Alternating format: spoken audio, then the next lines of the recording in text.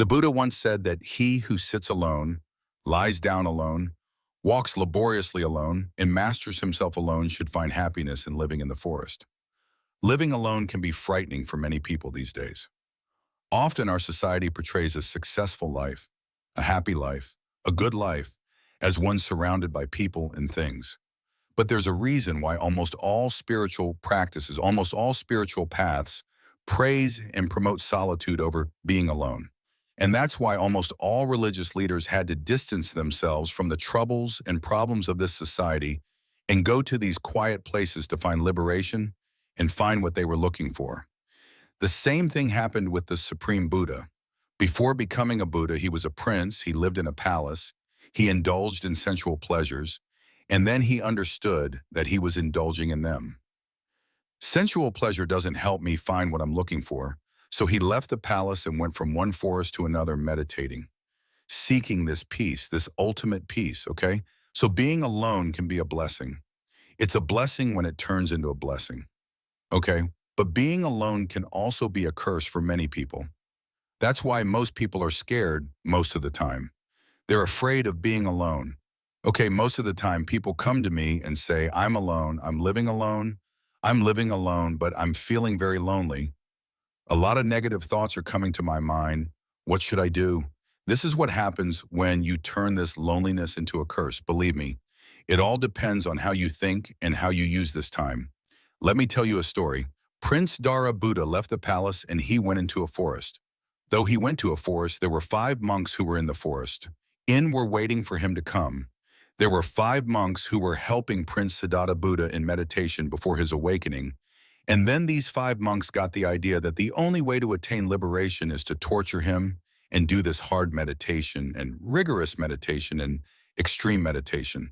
So we call it Alatana Yoga, which in English we can translate as self-torment. Right now, Prince left one extreme when he left the palace. That is the extreme. Buddha called it the extreme of sensual pleasures, indulging in sensual pleasures. That was one extreme. And then Princess D came to this other extreme where she practiced self-torment by giving these extreme and rigorous meditation to the body. And then in those 5 months, she became convinced that this is the only way to liberation. So Prince Siddhartha was practicing. After 6 years of meditation, he finally realized that living in extremes wasn't helping him.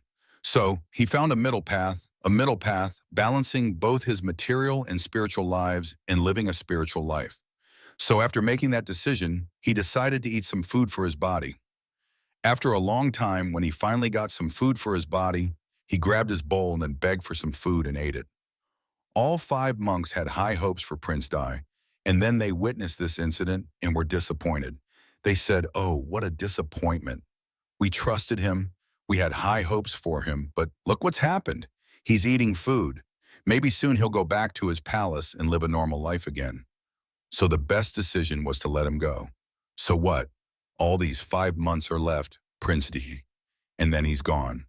With all this in his hands, he returned to the forest and saw that everyone had left. No one was left. Prince D was alone. Then he found the perfect environment, the perfect place to focus more on himself. Because he was completely alone, he got the opportunity to be alone, to focus more on himself. And one day he sat under the bod tree and he woke up. He became enlightened. So this loneliness, when used correctly, can be a blessing for you, isn't it? And that same loneliness can also turn into a curse. Most people complain to me about loneliness. I always tell them that when you are alone, your thought process creates a certain energy within you, isn't it? And that can be negative. Now, let's say you are in this environment of negative energy and negative thoughts. In science, you all know that we learn about science.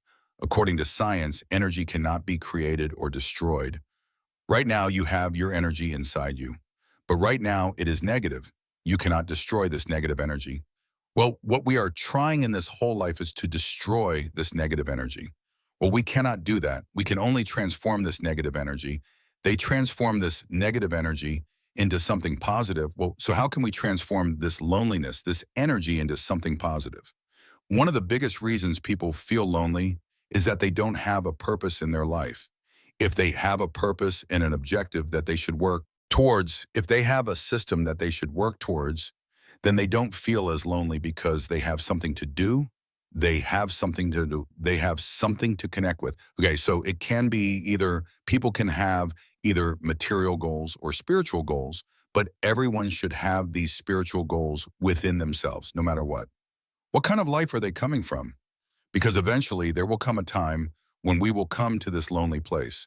One day we will have to be alone with no one around us. At that time, if we don't have any spiritual qualities that we have practiced, we will start feeling lonely again and again, and this negative energy will start accumulating inside us. And sometimes it may be too late to fix it. So the best thing is to learn to transform this negative energy into something positive. To do this, you must have a goal and a purpose. Always ask yourself, what should I do in my life? What should I become in my life? What should I create? What qualities should I work on in my life? If you know that, we will always find some qualities that we should work on, some mistakes that we make, some weaknesses within us. If we work on them and fix them, time will help you become a more successful, more productive, happier, and a more peaceful person. But what do you need to do this? You need time.